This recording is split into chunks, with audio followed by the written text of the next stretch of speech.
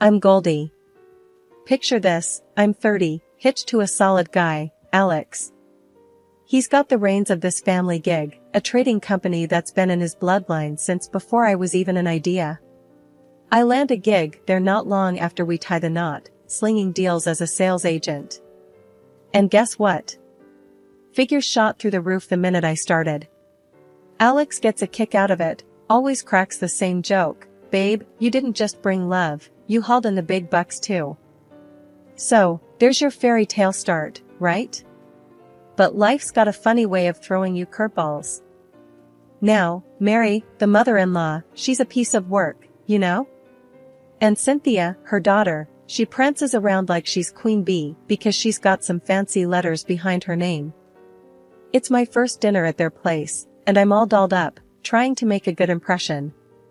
We're sitting there, around this table that's too big for any sort of cozy conversation, and the third degree starts.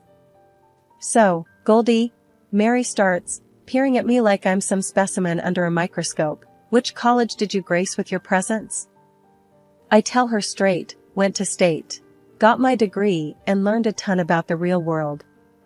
She snorts, and there's this moment, brief as a heartbeat, where I see Cynthia trying to hide her own sneer. State, Mary echoes, like it tastes bad just saying it. And Cynthia, oh, she jumps right in, smug as a cat in the cream. An MBA from Harvard on my end, she flaunts, leaning back with this smirk that got under my skin in a real quick minute. I'm not one to back down, so I shoot back, cool, but it's what you got up here. I tap my head.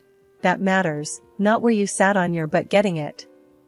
Their chuckles go cold, but I don't give a toss. I'm not there to play doormat to their uptown attitudes. Dinner wraps up, and I'm thinking, okay, rocky start, but we can smooth this over, right? Wrong. Next thing I know, Alex is getting an earful from Mary about how Cynthia, the golden child, should join us at the company. And it ain't just any old job she's vying for, she's shotgunning straight for my department's top spot. Well, she has an MBA from Harvard, Alex.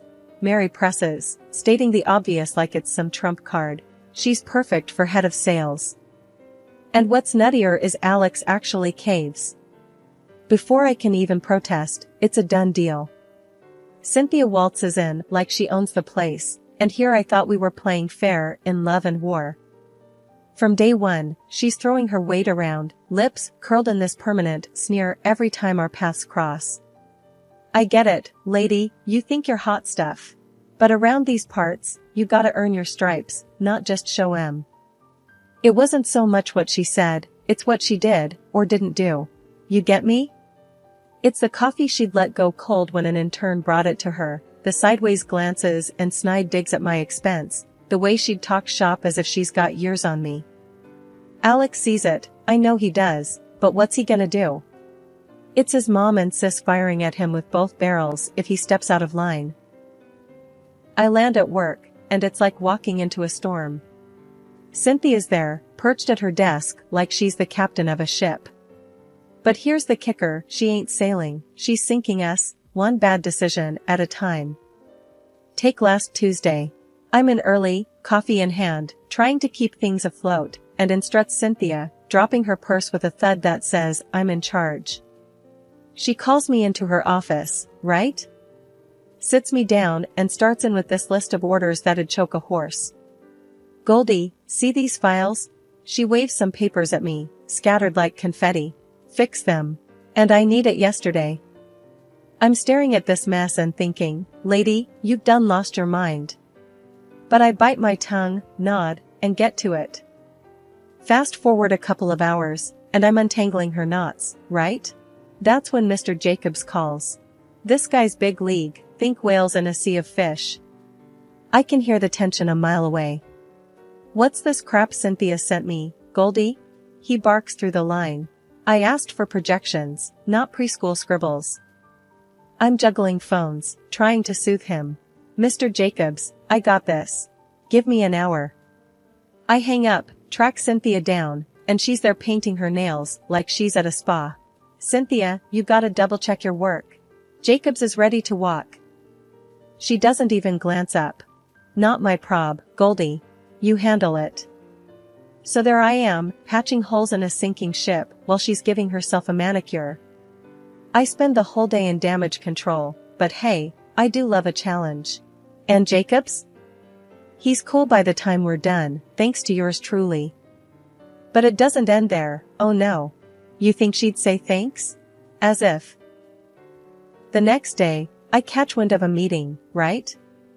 Alex and Cynthia are at it, voices through the roof. I sidle up to the door, and who do I run into but Mary, listening in like it's the season finale of her favorite show. I'm about to step in, but she grips my arm, nails digging in like claws. Leave them, she hisses, all snake-like. This is family business. I wrench free, feeling her eyes on my back, and open the door. There's Cynthia, tears and all, playing up a storm. Alex, I'm trying, but Goldie's always undermining me. I'm floored. If her lies were dirt, we'd be buried alive. Alex is standing there, and I can see he's torn. He wants to believe his wife, but Sister Dearest is laying it on thick. I speak up. Alex, come on. You and I know that's a load of bull. Cynthia whips around, all drama. See? She points right at me, accusing like I'm the bad guy in some cheap novel. We're nose to nose, practically.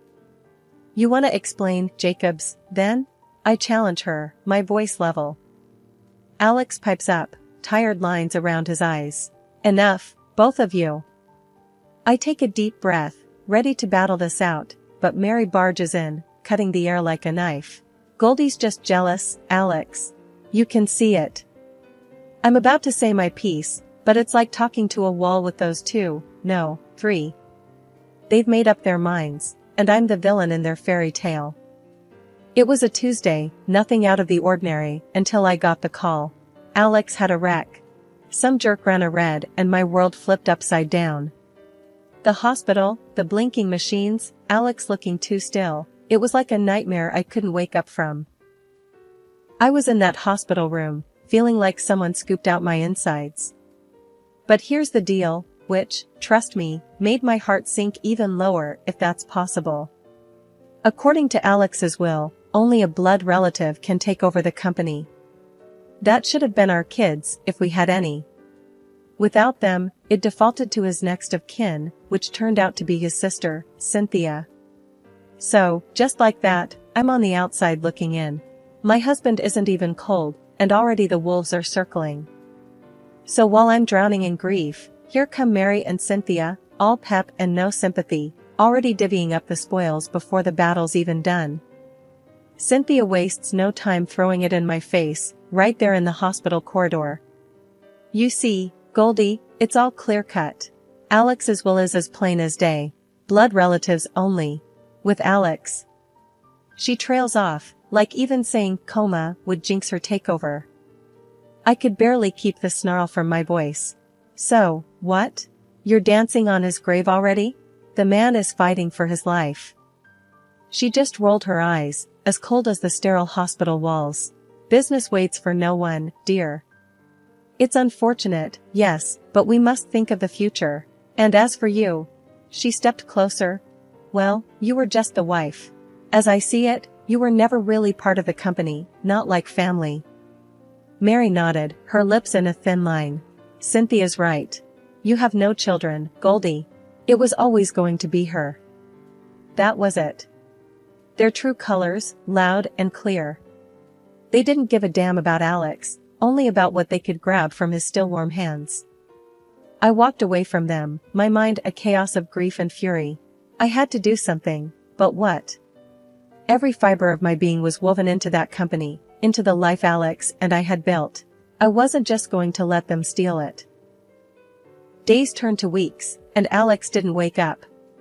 The company felt his absence like a missing limb, and Cynthia's reign didn't sit right with anyone, they all felt it too. One afternoon, Cynthia blocked my path by the copier, her arms folded over her chest. Still here, Goldie? I'd have thought you'd take the hint and leave with some dignity. I locked eyes with her, my back ramrod straight. Dignity? You wouldn't recognize it if it bit you. This isn't over, Cynthia.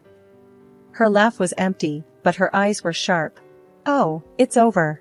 It was over the minute that will was drafted. Alex's beloved wife or not, you're nothing to this company. Better start looking for a new job.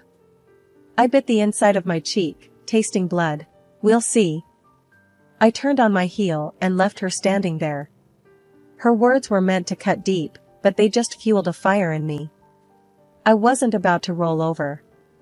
The employees, they were with me, they knew where the heart of the company lay, and it wasn't with Cynthia. Day in and day out, I found myself in the same routine, pulling up a chair next to Alex's hospital bed after surviving another round of corporate warfare. The beep of the machines had become my unfortunate companion, the soundtrack to our one-sided conversations.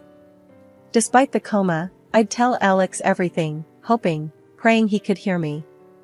Alex, you won't believe the circus your company's turned into, I'd start, my voice a low murmur, laced with fatigue.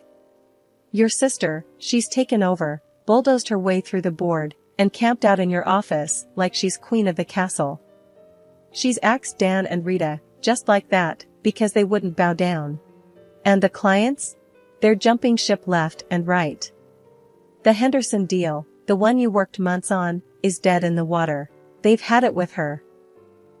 Each visit blurred into the next, the hospital walls absorbing my endless monologue, full of updates and frustrations. I'd scoff and curse, my tone growing bitter as I recounted the latest sabotage. And let's not get started on your mom, I continued, the bitterness in my voice growing sharper. She struts around the office now, tossing digs at me every chance she gets. When Alex wakes up, you're out, she sniped at me yesterday. As if I haven't poured my soul into this company too. I felt the sting of tears threatening to spill, talking to Alex's motionless form. My husband, the man who promised to tackle life's ups and downs with me, was silent, caught in an endless sleep. Yet, I clung to the sliver of hope that someday he'd crack open his eyes and we'd really talk. Then it happened, so unexpectedly it knocked the breath out of me. In the middle of a particularly tough rant about how his sister's latest stunt might be the downfall of the entire business, Alex's eyes flicked open. They found mine, and the corners of his lips turned up in what I knew was meant to be a reassuring grin. It was a bittersweet smile that didn't quite reach the old spark that used to dance in his eyes, but it was more than enough. Alex, you're back? Can you hear me? My voice cracked, a mix of joy and disbelief. Before I could let the moment get the better of me, his hand, stronger than I'd felt in ages, clasped mine, and he gave a near imperceptible shake of his head. It was a silent plea to keep this moment between us. You sly dog, I said, a laugh bubbling out of me in relief. We're keeping this our little secret then, huh? His smile said it all as he closed his eyes again, like this was just a brief break from his rest. But that grip on my hand didn't let up. I leaned in close.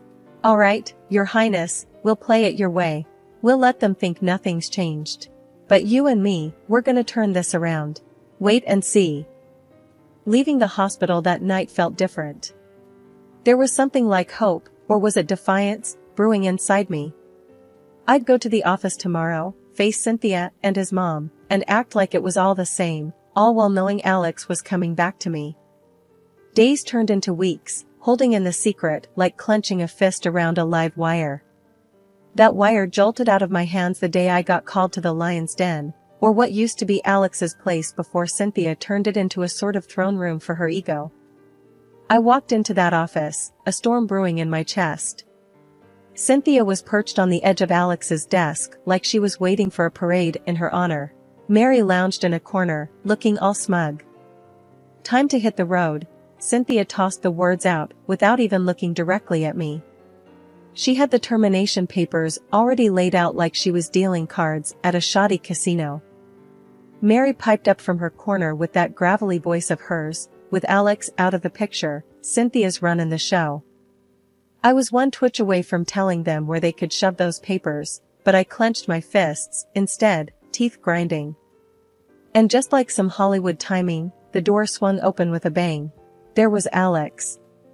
He looked rough around the edges, but still standing, still breathing, still mine. Cynthia's face dropped like she just swallowed a bug. Alex didn't miss a beat. Cynthia, get out of my chair. He spat the words out. His voice held less of its usual command, sure, but it had a bite. My eyes could barely peel away from him, but I had to see Cynthia's reaction. Her face twisted like she was chewing on glass. What the, Alex? How are you? Alex cut her off. Standing? Talking? Surprise, sis. I'm not as gone as you hoped. Mary tried to back her daughter up. This isn't happening. He's supposed to be drooling in a bed? Yeah, well, life's full of surprises. Alex snapped back, his eyes never leaving Cynthia. Now, off my chair. We're going to have a real nice chat. Cynthia stood, stumbling a bit like her legs were made of wet noodles. You can't just come back and what? Take back my company? Oh, I think I can. Alex interrupted, moving closer to his desk. I stepped forward, standing next to Alex. The two of us. United front. Yeah, Cynthia. I pitched in. Hurling people out on their asses is your specialty. Time to see how it feels, huh? Cynthia clenched her jaw so tight I could hear her teeth grind, while Mary was still trying to process the scene, looking like her software crashed. Alex, you're sick. I need my company back. You two, he waved a dismissive hand at them. You're done here. Cynthia's face was now the color of rotten tomatoes. I'll call the board. They won't stand for this. Alex looked over at me, a knowing glint in his eye. The board's in on it, aren't they, babe? I nodded, barely holding back a smile. Yep. Heard from them this morning. They're thrilled you're back. Even sent flowers. Cynthia still tried to have the last word. This isn't over, Alex. No, it is. For you. Alex's words cut her off, as short and final as a door slam. Cynthia's eyes flitted between Alex and me, the defeat finally sinking in as she grabbed her mom's arm. They left, not with the whiff of victory, but with tails between their legs. Then, it was just us, alone in the room that had seen more drama than a daytime soap. You played it well, Alex. Had me scared too. I managed to say, my voice shaking off the last bits of worry and fear. He slumped into his chair, looked up at me with those eyes I fell for. Had to make it believable. Couldn't let them ruin everything we've built. I took his hand, a surge of pride washing over me. They didn't. And they won't. Alex's grip on my hand tightened, the fight still there. Time for some damage control. I shot back, more like a full-on fixer-upper. But together, we'll patch it up. Alex laughed, that familiar sound, but this time it was a little more victorious. I laughed too. It was over, this round at least. We were back in the game, Alex and I, ready to rebuild and face whatever came next. The office was humming like a kicked anthill when I walked in, fresh energy lighting up the place. With the dead weights cut off, Alex's office felt like a command center ready for a new mission. His recovery had flipped the switch on our future, and we were gunning the engine hard. I found Alex in the middle of the fray, barking orders to the team but with a grin that said he was back to his old self. Okay, team. Let's not waste any more time, he said. We've got a whole chunk of backlog to clear and new deals to chase. I leaned against the doorframe, watching my husband rally the troops. He caught sight of me and winked. Hey, you're part of this too. Roll up your sleeves. Chuckling, I walked over. Do I get a title for this, or just the usual Alex's better half? He chuckled. How about co-captain? Co-captain rang out well, so I nodded. Co-captain, reporting for duty. Turning to the team, Alex made introductions. Everyone, meet the co-captain of this ship. She steered it through the storm while I was out. The team clapped, and a few here's rolled through the group. It felt good, really good, like we were a family that had weathered the worst. As the team dispersed to get back to work, I sat down with Alex. So, what's the game plan? I asked, comfy in the swivel chair I had commandeered. We're shaking the tree, babe, ditching the bad apples that Cynthia brought in. Alex sounded pumped. There were spreadsheets all over his desk, plans scribbled on paper. I pointed to the papers. Hiring new blood? Yep. And we're putting money into developing our team. Training, seminars. No more throwing them in the deep end, he replied, highlighting a section that said team growth. I added, not just survival of the fittest, then. Alex shook his head. Nah. It's about thriving, not just surviving. We both knew the buzz in the office was more than just people being busy. It was hope, rebooted and recharged. Then my phone buzzed. It was a message from Ted, our old supplier. Hey, he's asking about the contracts. Should we bring him back in? Alex paused for a moment. Yeah, I think it's time. He was with us since the start.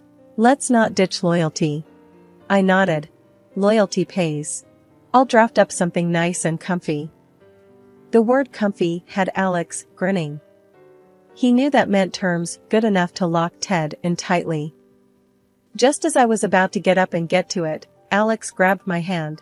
Hey, I never got to say it properly, thank you.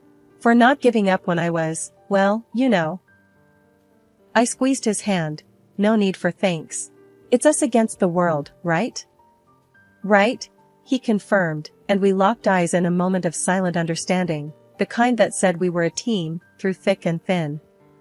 My phone vibrated. It was Cynthia, rambling on about another blown job interview. They don't get it, you know? I'm leadership material. They want me to start from scratch. No way. Alex overheard and shook his head. She needs to start at the bottom, learn to crawl before she can boss around. I nodded. Right. But try telling her that. Cynthia wasn't the only family headache. Alex's mom was a constant buzz in our background, mad about the money tap getting twisted shut. She called again, and Alex glanced at the phone, letting it ring out. Your mom again? I asked, already knowing the answer. He sighed. Yep. She's been blowing up my phone since I stopped the cash flow. The memories of them assuming the worst when Alex was sick, bordering on vulture circling, stayed fresh. Alex finally picked up on the fifth ring, keeping it clipped. Mom, it's done. You've got to deal with it. The line got real loud, real quick. His mother's voice shrilled through, but Alex held his ground. When the call ended, he was tired but firm. No more free rides. I wrapped an arm around him. You okay? He nodded. Yeah, it's just draining. Let's not let them spoil tonight, okay? I suggested, wanting to steer clear of the drama for once. Agreed. Besides, he said, there's something better to talk about. His hint hung in the air, and I smiled. A baby?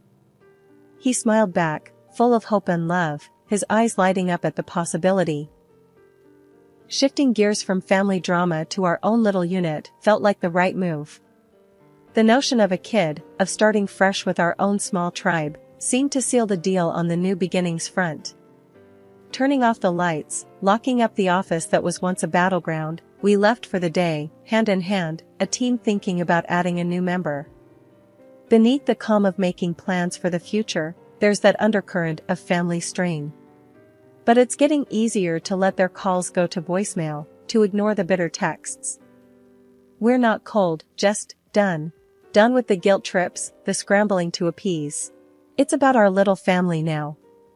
And maybe, just maybe, this fresh start isn't just a new chapter in the business.